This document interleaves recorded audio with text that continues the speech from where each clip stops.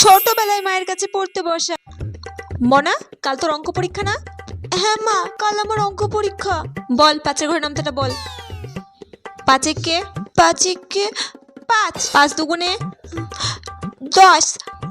তিন পাঁচা? তিন পাঁচা? তিন পাঁচা? তিন পাঁচা কত? তিন পাঁচা ভুলে খেয়ে নিয়েছিস? 15। চার পাঁচা? চার পাঁচা? মা, আমার খুব দাঁতে ব্যথা করছে। কিসে দাঁতে ব্যথা করছে? পড়তে বসলে তোমার দাঁতে ব্যথা পেটে ব্যথা শুরু হয়েছে না? চার পাঁচা কত বল? চার পাঁচা 20। পাঁচ পাঁচা? পাঁচ পাঁচা? পাঁচ পাঁচা? পাঁচ পাঁচা? বলছি মা, তুমি আমাকে মারবা না প্লিজ। বলছি পাঁচ পাঁচা 20। কি? চার পাঁচা যদি 20 হয় তাহলে পাঁচ পাঁচা 20। তোর আজকে হচ্ছে, কালকে তোর পরীক্ষা, তুই পরীক্ষা খাতায় কি লিখবি? সারাদিন কি করো? সারাদিন শুধু খেলা।